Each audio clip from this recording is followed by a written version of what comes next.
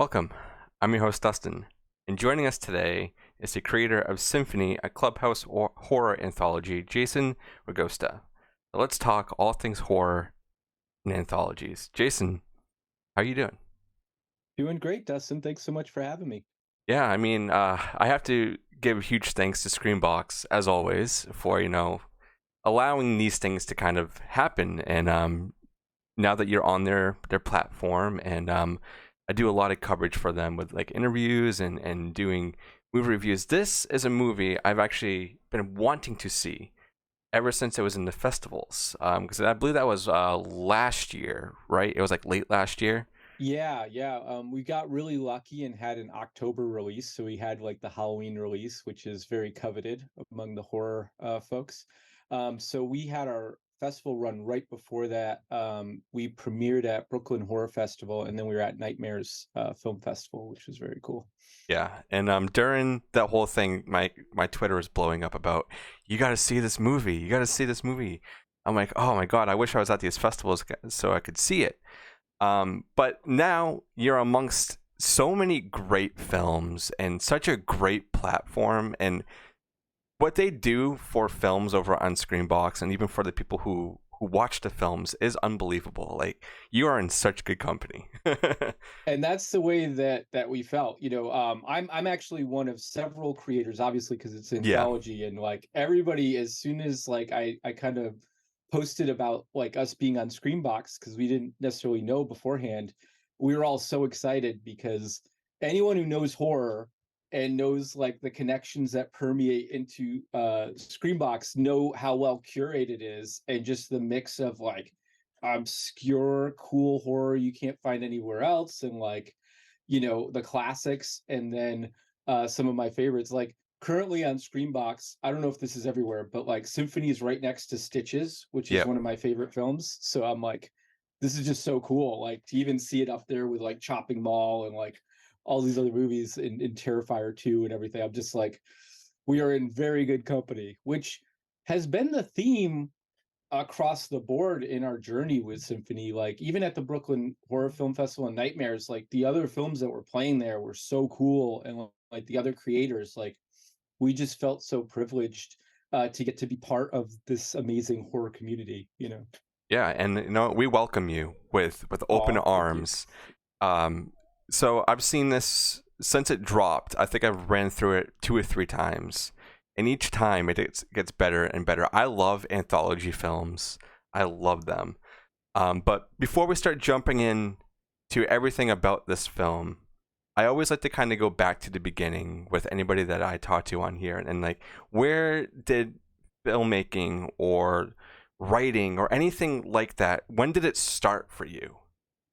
Yeah, so ever since I was like a little kid, I was drawing, and I would draw monsters. I'd draw like corpses rising up out of like graveyards, and like I remember I did this weird drawing when I was a kid that had like this weird arm that came out of the ground, and like the finger had exploded and there was an eyeball floating That's over awesome. it. And so of course my parents were worried, and I think at one point my uncle suggested I see a psychiatrist or something. But I squeaked through without being institutionalized. And then later on, I went to art school, and I, had a journey as learning to be an illustrator, and did a total fine arts thing with oil painting, sculpture, all that. But then at a certain point, in like my third year of college, like I got kind of disillusioned with the whole illustration game, because I saw how like once someone worked for years or decades to get into a place as an illustrator, they just hire someone right out of school to copy them. And I was like, this seems like a terrible path forward. Or at least that's the way it felt to me. I mean, there are amazing illustrators out there that make a fantastic living at it. I just Sure. had a bad feeling about it. And I searched my brain. I was like, well, what do you really love? And I was like, film. And so from that day on, I decided to be a filmmaker, and I went at it. I was self-taught. I bought every book I could find. At like I used to like haunt Borders in the cafe there. And then eventually what I did is I went out and bought. First I started shooting on like high 8 and like DV, Okay. back in the day, and I took like a Media 100 editing course, like a video course at my school. And then eventually I got my first Bolex, and I actually shot I shot a music video in 16 millimeter, and then I shot a stop motion animation film where I made these like little characters. It was called Lim's Interdimensional Journey. That's so And it was awesome. like this thing I called a lizard monkey, and I had like stitched leather over plasticine on an aluminum armature. It's because I didn't want to like have to re-sculpt it every time, because that's what you have to do with claymation. um and I built this set, and it was like this whole thing where he's like in his world, and then one day he wakes up and he sees that his world is a set, and he goes and like climbs up through my apartment and like looks at my dreams. It was weird. That Yeah, sounds so interesting. I want to watch yeah, that.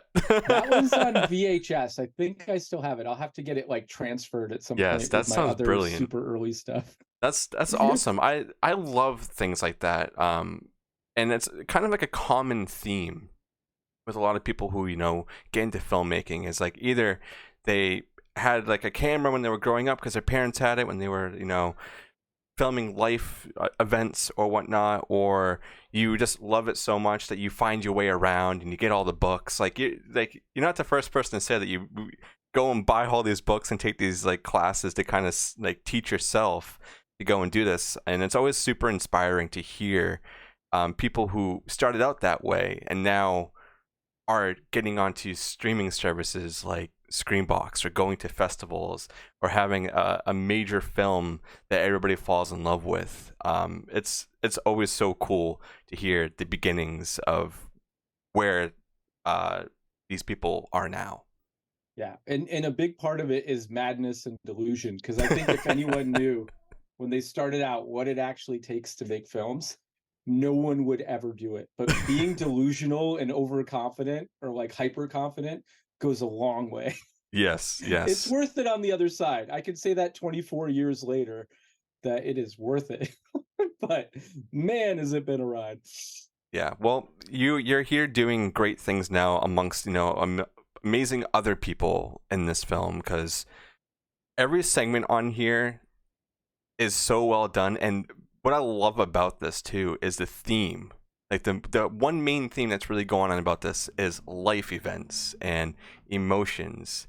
Usually when I'm watching like anthologies, it's just like people walking into a house and like things just go wrong. But this one, it's like really heightened on like childbirth, or somebody is struggling in life, so to go and do something that ends up bad, or home invasions and stuff like this. It's really like it's it's dark themes, but it's so real, and that's what I think makes this film so powerful and amazing to watch, and also really scary. Because I have a 5-year-old son, and there's a Okay. segment in here, where there's a child and he does things, and like the parents are doing everything they can to be there for the child, and I relate to that so much. Obviously what happens in there is like completely extreme. I assume that one you're talking about is the Keeper. Is that the Yes, one? yes. Yeah, that's Greg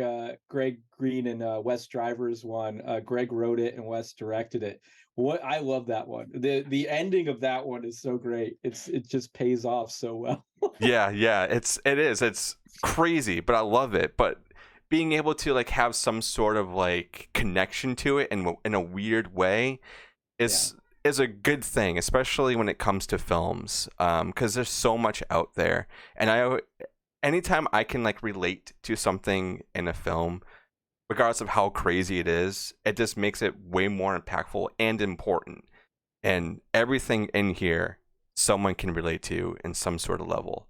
So I congrat you and everybody else for Thank making you. this amazing film. I'm so glad that you felt it, and that you dug it. Yeah, I mean, what amazes me about it is like I'm a huge fan of anthology films as well, going all the way from like Cat's Eye and like Tales from the Nice. Dark Side all the way through to like VHS and those amazing films now. Um and so like what was interesting about ours is like each one of the creators, or the teams of creators that made their short, attacked horror from a completely different way. So some of them are funny, Yep. some of them are like, these really grounded life experiences. One of them, Haley's, which is one of my favorites as well, although I have too many favorites.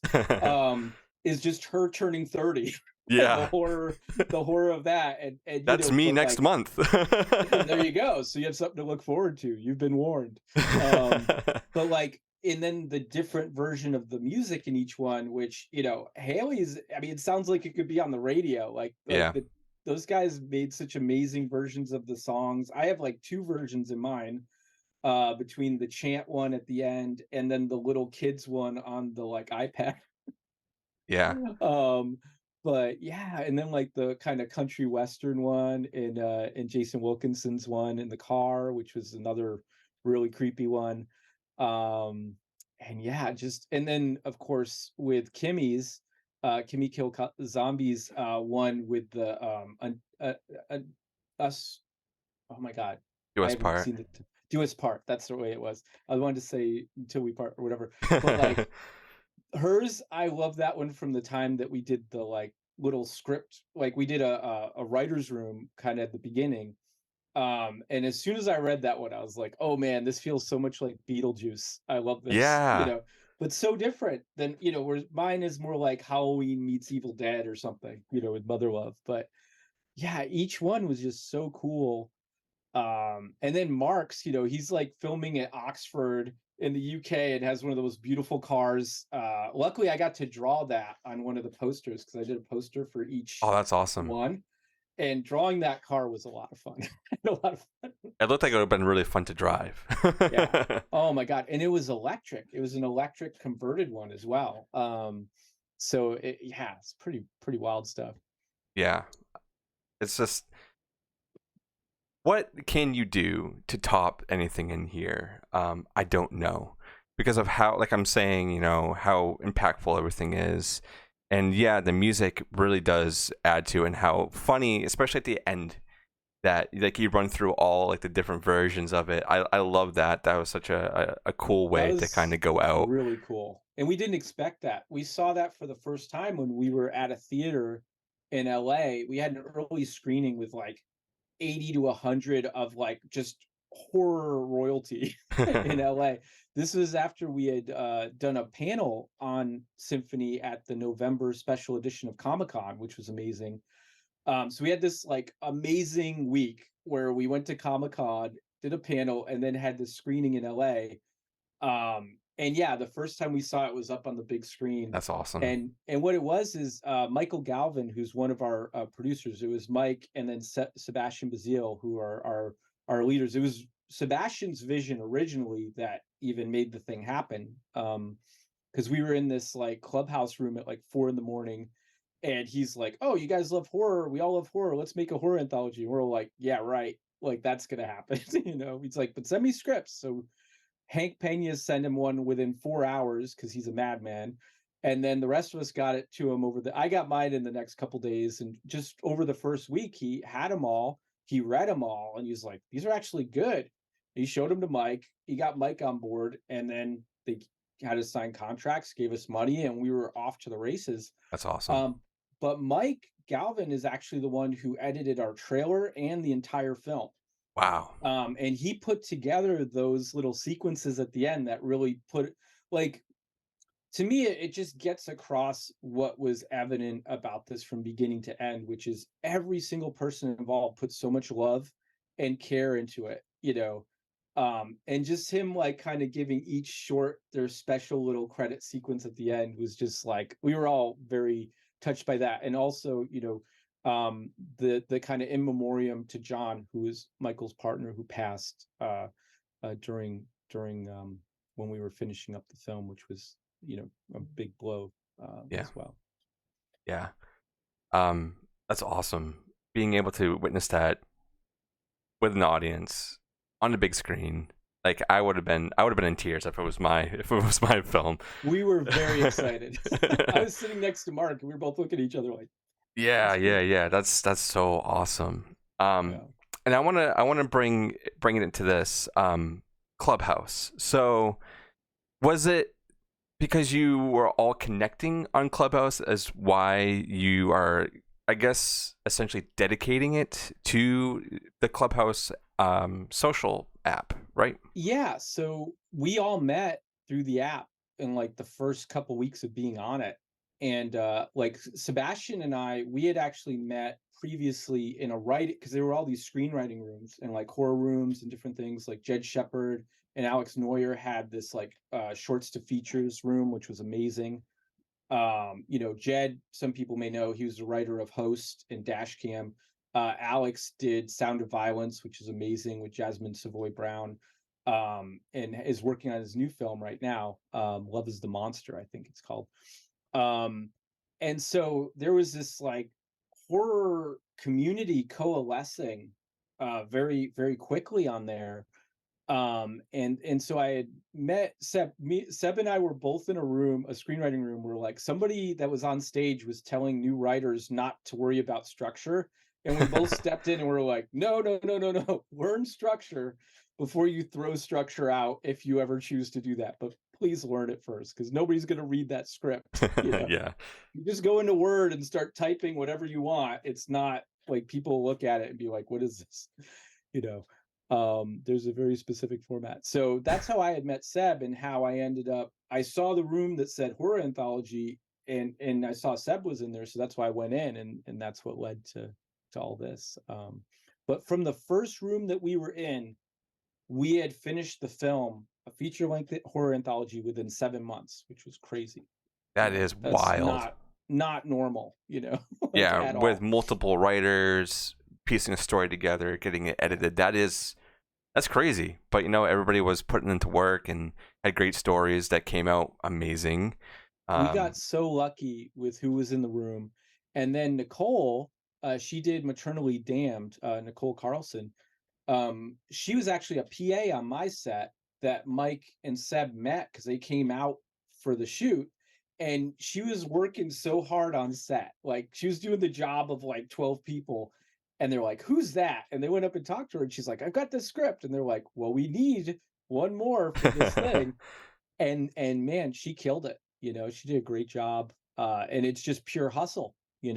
Um, and yeah, just like everybody just works so hard. And Stephen Keller with the rat one, Yeah. which is definitely one of the grosser ones. Yeah, there were some pretty wild like effects that happened in this film too, which I love. I'm a big fan of practical, when you can see practical and whatnot. And there's a lot of that in here, and I have to tip my hat to everybody for doing that. And also just how bloody some of these scenes are, which I also really enjoy, especially the car one. That one is crazy. It's like leaking out of the car. There's so much. Yeah, it's in that story too. Like, that left me feeling so sad. I was like, oh my god, because that is probably happening right now somewhere. We don't know. Who knows? And it's like that with all of the segments in here. But I wanted to ask you, out of all the segments in here, if you had to pick one, if you were going to make it into a full length or anything like that, or just expand on it more, which one would you want to tackle? Well, I'm biased, obviously, and I've already written a feature-length script for mine, so nice. I'd have to pick mine. Yes. I mean, sorry guys, but I do think the other ones could make amazing features as well. But yeah, like the feature-length version of Mother Love, I have written a script. I love it. It would open up like a whole world to like sequels and prequels, and like it leads to this past with that's almost like Willow or like Harry Potter, but like horror. I love it. Yeah, it could be really fun. So I'm hoping that we get to do that someday, have a chance to do it, and it's able to kind of grow organically from a smaller film into hopefully something bigger, the way that like the John Wick series has, or Evil Dead, or any of those. It'd be so cool. Well, I'll keep my eye out, because I'm interested, and I'd love to see all these with a full length, or just other things that happen in those worlds, because they're really crazy. I would love to see Keeper be crazy and know everything that happened leading up to where they are. because there's just so much crazy stuff. There's a lot of world building and mythology in that I want to know more about as well. What Greg and Wes did in that was so cool, and kind of flipped things around to what we'd expect, which is cool. Yeah. Yeah. So outside of anthologies, is there anything else that you are drawn to or pull inspirations from, whether it be a director or a certain film that help kind of create your style of writing? Oh yeah, for sure. When I was a kid, I grew up reading basically everything that Stephen King had written. I was the kid in like fourth grade reading it in the back of class and getting in trouble. I love that book. Yeah, I've read it like 3 or 4 times over the years. And then eventually I got into like Anne Rice and like Clive Barker. So, you know, uh, definitely Clive Barker is a massive influence on what I do, both in my writing and just cinematically. I think like Nightbreed's one of my all-time favorite Oh yeah. films. I was underage when it came out, so I was like begging my father opening weekend. I think we were on a trip in New Hampshire for like Christmas or something, and I dragged him out to a theater to go watch this thing. That's awesome. That's Yeah, awesome. yeah. I'm one of the people that loves the original, Oh not yeah. having the Decker ending where he wakes up or whatever. That kills me in the director's cut as much as I love Clive Barker and whatever he wants to do it, but I'm a diehard original cut guy, I guess. What about the Cabal cut with everything? That one, that look, more Nightbreed is good Nightbreed. That's Yes. the way I see it. But yeah, like all the creatures, the fact that the monsters and the outcasts were the good guys, was fantastic. And then David Cronenberg as this killer, probably one of my favorite villains ever in a movie. Is pretty cool. So yes, that one was huge for me. uh you know um Del Toro absolutely is a major influence, especially his Spanish language films like Devil's Backbone Yeah. and Pan's Labyrinth, and of course Shape of Water as well, which is more of an English language one. But just the creatures and the worlds that he creates, and the Cabinet of Curiosities I loved. What Yeah, a that what a was great. spectrum of things that was. It's like that was quite the treat. um and then I think Ridley Scott was a big influence on me, with Alien and Blade Runner.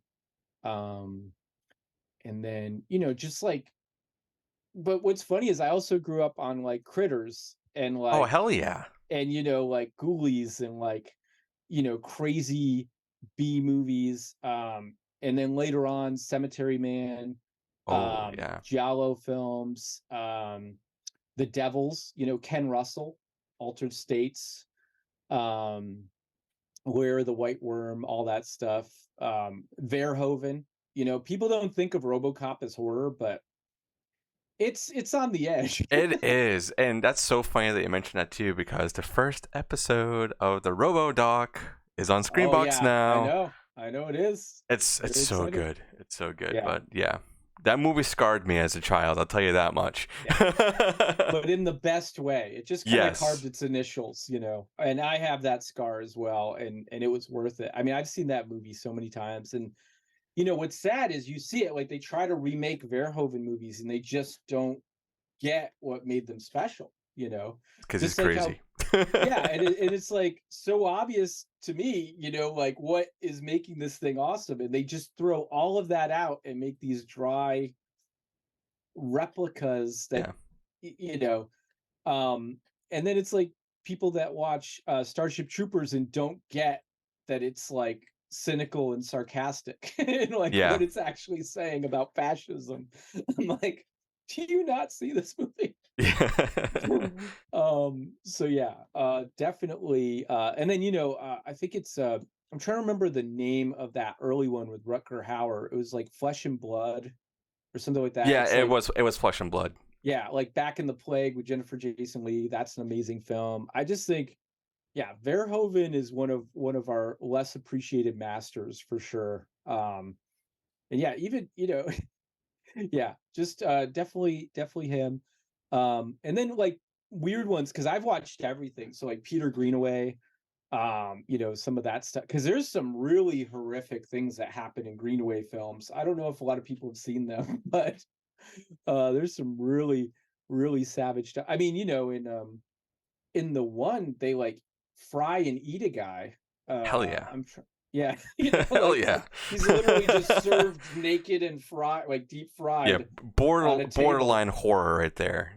Yeah, it's pretty clear. And just a lot of his other stuff too is very very amazing and savage films that I love. So yeah, very rich history of films.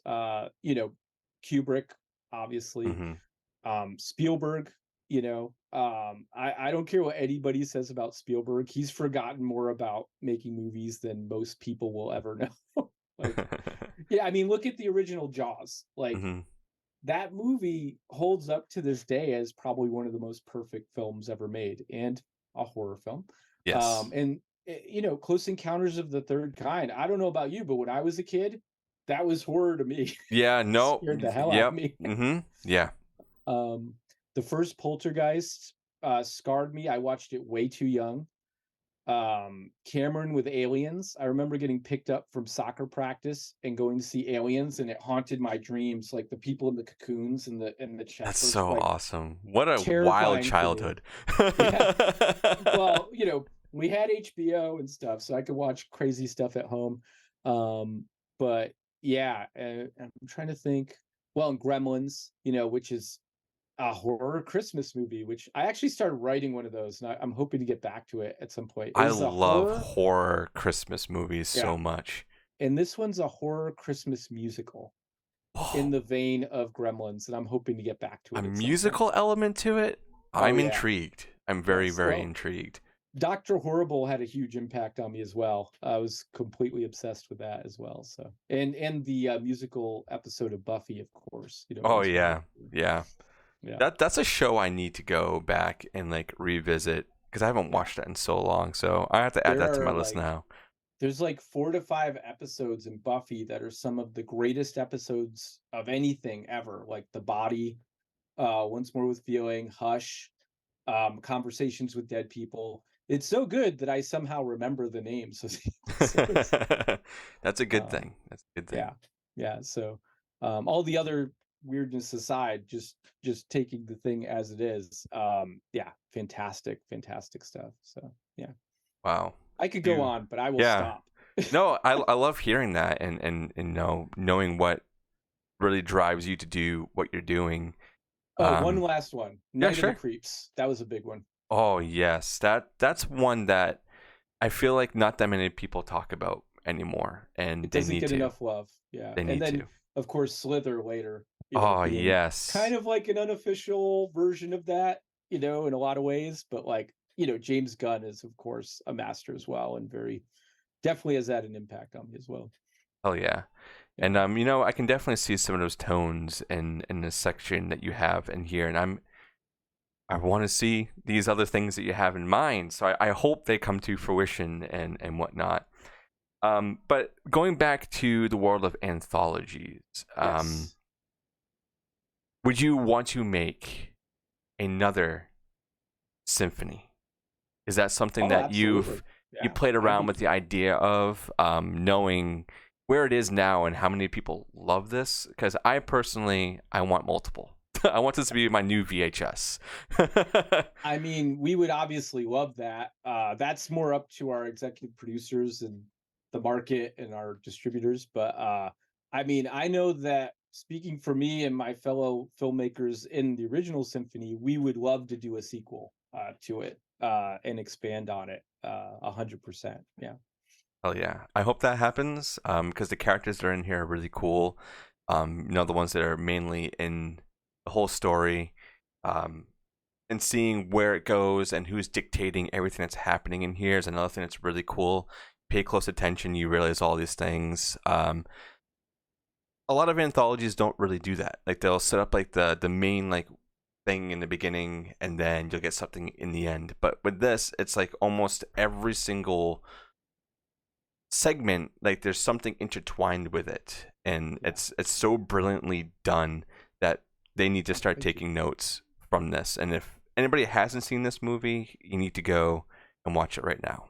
Like it's I brilliant. agree with Dustin on that. You should totally go watch it. I Yes. think. Like the poster alone, like just looking at it, it's so beautiful. Oh, thank you. Yeah, I actually illustrated it. I was begging I was begging Mike and Seb. I was like, just let me do it. Let me do it. And they were like, wait, we're gonna do it. Originally I did the one with the cello and the flames and the skull. That was our like pre-production one. But once I had the imagery from the trailer and like everybody's shorts, I was like, and so I did that one. And I got notes from Mike and Seb and we collaborated, and just really put a lot of love into it. Cause I mean, everybody had such amazing imagery in each of their shorts that it was so much fun.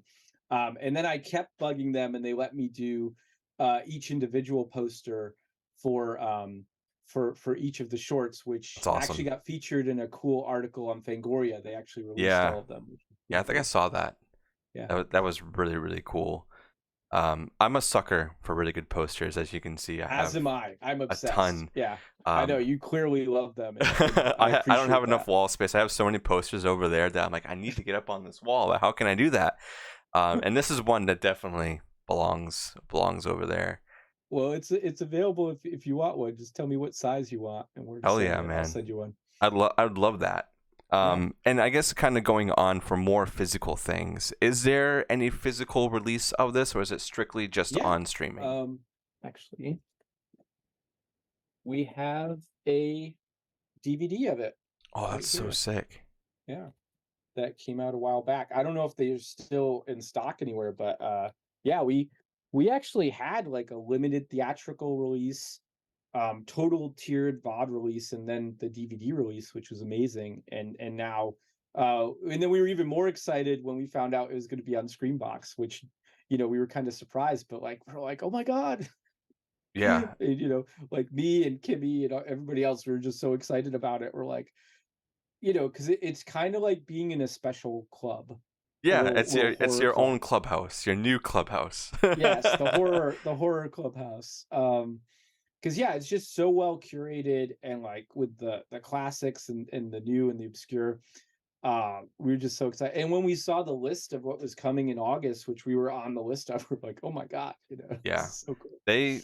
I don't know how, but they just somehow know how to pull these amazing films. And another thing I have to say about Screenbox, that a lot of the other services, if they're dedicated to like one type of genre or like a little bit broadening it a little bit, is foreign films. They have a lot of foreign movies that we Yeah. wouldn't be able to see if it wasn't for them. And there's such cool ones, Yeah, like that's the thing, is a lot of people don't realize how many amazing foreign horror films, and I mean any kind of horror. I mean, one of my favorite foreign horror films that I came across is November. I don't know if you've ever seen that. It's I from have. Estonia. Hmm. Yeah. That one's amazing. And then also, I had the good fortune, I played with my ZTV short, which was another film that I made, that I actually made a first issue of a comic book to go with it, which was really cool, that Whoa, I that's so illustrated. So sick. yeah. I got to know the filmmaker, the director of Krat. I don't know if you've ever seen that film, I but don't it's know. like Krat's an amazing film. And I had known what a krat was because I had seen November, because they had krats in November, which are basically, they trap spirits through witchcraft Hmm. into these mechanisms that they make out of sticks and bones and skulls, and like the blade from a scythe or something, and it like does yard work on their farms for them Yeah. and stuff. um but in Krat, the version that this particular filmmaker made, it's kind of like Mary Poppins meets Evil Dead.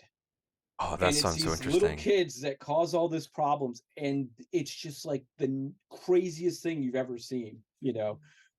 So hopefully Screenbox will be able to get a hold of that at some point and throw Well, that on there, because it would make a great addition to any horror collection, I will say. all right, we'll send a bunch of emails and then I'll pull some strings. There you go. And November is a really good one too, that a lot of people haven't seen. It's this gorgeous black and white kind of like doomed love story, and it's just fantastic. Yeah. Oh yeah. And once again, I have to really say thank you to you and everybody else who put this film together and made something so brilliant and touching in a way, and something really relatable. Even though everything in here is very twisted, but life itself is very twisted. It is. So We've seen that, especially over the last few years. yes, a lot. So I just want to say congrats to all of you. Oh, thank you so much, Dustin. And other than the things that you mentioned that you have either written or hoping to make, is there anything that's in the works right now that you can talk about? Yeah, I mean, I can't, strangely, with where we're at in development, what I can say is I've got a couple shorts that may end up in another anthology that I'm really Oh, excited about, nice. that are actually larger in scope than Mother Love. And But I'm super excited about that. And then also I've been developing several features. And some of them lean into the realm of animation, which Oh, is my past. I cool. started in stop motion animation at a place called Reckless Abandoned Studios, and I've even done if people look up my name on YouTube in like stop motion or whatever, a bunch of my Lego shorts will come up that I did Oh, with I gotta like check that stop out. motion Lego. Wow. It's fun stuff. So I've always wanted to, like, I've always kind of had a foot in a couple different directions. I got to work with my one of my best friends, Wes Sneeringer, um, on a motion comic section of one film that did very well. It was called it was oh man, I'm blanking. Um, it was called, oh wow, okay, I'm It's okay. totally blanking on this. Um, wow, yeah, sorry. It's all good. Anyway, you could maybe fix it. We're not live, are we? No, we're not Gonna get in lying. trouble. Um, but Oh man, I can't believe I'm blanking. It's the problem has been I've been working on too many projects. Yeah, I understand. Yeah, there's a lot going on, and It's you like I've just written scripts where I'm handing it out for notes and I get notes back and I'm like, I don't remember the characters' names. That's how many things I'm writing right now. So it's like I probably need to like take some kind of natural ingredient that helps with retention or something. So my bad. baby Um brains. yeah, yeah. But anyway, the motion comic thing was really cool. Unfortunately, my friend Wes he passed last year, which was really sad. Because now there's certain opportunities now based off of the work we did where he would be right here with me working on it, and I just miss the hell out of him and wish he was here to kind of reap the benefit of that. But I'm yeah, sorry to hear some that. really, really exciting projects coming up that I cannot talk about. But I will say they're varying in size, and hopefully, with a bit of luck, people will be seeing them over the next couple years. So we're That's hoping. so awesome, Yeah, Jason. This was a blast. I had so Getting to much know fun. you, man, and Yeah, talk about this film and see where it all started with you.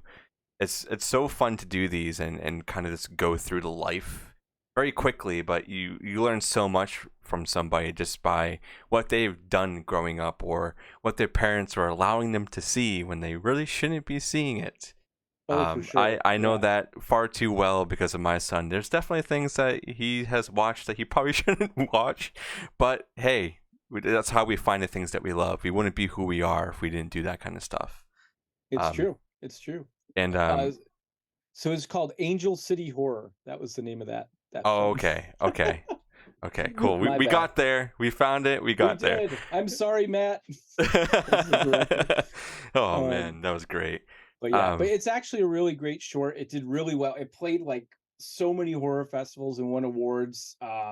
And yeah, it just has these cool motion comic sections mixed in with the live action, and we transition between them, kind of like how Creepshow does. yeah, Which I'm once again a huge lover of that as an anthology, I would hope and so. yeah. Well, and we didn't necessarily talk about it specifically, but like Cat's Eye, Tales from the Dark Side, the movie, those were major films for me growing up. Twilight Zone, the Twilight movie, Zone, yeah. and back then, anthologies actually had like big stars in them. Nowadays we've gone more indie with them, with VHS and all that kind of stuff.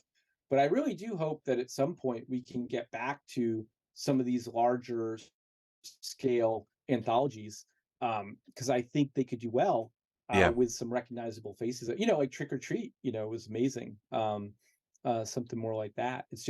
It's tougher to get the budgets these days. But maybe on the streaming services they'll be able to do them, kind of like Cabinet of Curiosities or something like that. Maybe Yep. there's room in that space to kind of like go bigger with this stuff, because there's some definitely recognizable faces in those. So Yeah. Screenbox, I'm looking at you. yeah, come on, Screenbox, let's make some horror. Hell yeah. Yeah. This is a blast. Seriously, thank you for taking time out of your day to come chat. Oh, it's my pleasure, Dustin. Thank you so much for having me. I always love talking about horror, and especially to those who truly appreciate and love it. We are a great group of folks, and I love the horror community, and just want to give them tasty things to enjoy, Oh yeah, and to keep and enjoying all of the things that keep. I mean, we keep getting cooler and cooler horror. it's true. Like Indie has Talk been to Me. My thriving. God, Like, yeah, like seeing Talk to Me like a couple mm, months ago. I didn't know my mind could be blown again like that, but like they did so much with so little, and it's just amazing. I just yeah, love it so much. yeah. And I've said this a lot, and it still really holds true. I feel, but like the future of horror right now is indie. With how crazy people can get with their imaginations on Yeah. such small amount of money, and getting on services like Screenbox or any other services out there and getting a lot of eyes on there, even going into festivals and winning awards with being an indie film, with not having And big even stars in making it. tons of money. I mean, look at Terrifier 2 and Skinamarink. I Yeah, mean, yeah, uh horror will out, it's gonna and what's cool is those smaller films get to take more chances and do things that are unexpected. yep, And I think that's the real value in that. And then if they grow and become mainstream things, cool. I mean, that's what Halloween did. That's what Evil Dead did. You know, you look at what Peter Jackson, who I should have mentioned earlier, is another huge influence with Dead Alive and oh stuff like yeah, that. Especially the crazy director's films. cut, which is one of the greatest things ever. Um, yeah, like in The Frighteners, my God. Mm, Um, but that's the cool thing is, you have filmmakers like Sam Raimi and Peter Jackson that started off just doing crazy, like stuff, practically from their basement, and then now they're these massive blockbuster film uh makers, and it's just because they're like such, because I think with horror, like at least with a lot of horror, we're actually showing the things, you know what I yeah, mean? So we're naturally born to like do maybe some of the Star Wars or a Marvel stuff later on, or like some of those big films. Or hopefully we get to do some bigger horror films, yeah, yeah. I'm it's I'm all just for it. yeah, Let's make it happen. Let's let's get do it. horror everywhere. Yes. Ah, Just throw blood on everyone. It'll be yes, fun. yes. I want to be covered in blood, please, please. I'm begging you. It's Anybody who wants fun. me to be in their film, just cover me in blood. I'll be happy. Well, I might take you up on that. We always Hell like to yeah, cover man! people in I'm your blood. guy. Yeah. I did one pitch video once. I think it was for a Clive Barker New Blood contest or something, where I was like sitting in the traditional way and just pitching the film. And then all of a sudden the lights started to flicker and we had the like video glitch, and the lights end up like going down, and there's a demon behind me with full makeup, and he like shoves his hand through my like chest and rips out That's my heart and like awesome. eats it. And then he like puked black like stuff into my mouth. We had a hose back there, and it like filled up my mouth, and that was just covered in like this black stuff and blood. And he just drops me to the ground and then glitches out. And then after a moment, I climb back up resurrected, and I'm like, we hope you can join us, That is so sick. And Wow. it was so much fun, just getting covered in just like this sticky, crazy blood and other whatever that black fluid is. Probably pure evil. We don't know. It's Yeah. best not to ask. Wow. You definitely have imagination, so I hope these things get made, and I'm looking forward to these shorts once they get announced and whatnot. It's Yeah, great. at this point, I don't know if the shorts or the features will happen first, because it's just, there's a lot of sharks circling everything. So we'll see what ends up happening. But at any point, something very cool will be made in the not too distant future, we hope. That's awesome, and That's congrats the to main you thing. again and Oh, everybody thank on you so much. Symphony and anything else that they're doing. Go check this out on Screenbox. It's on there now. You should stop this when you're done and go watch it. This was great, Jason. Thank you so much for being here. Thank you to Screenbox as always for allowing these things to happen. And stay scared. Keep watching horror and watch Symphony. All right. Thank you, Jason. Yeah. And we will Thank you catch so much, Jason. everybody on the next one.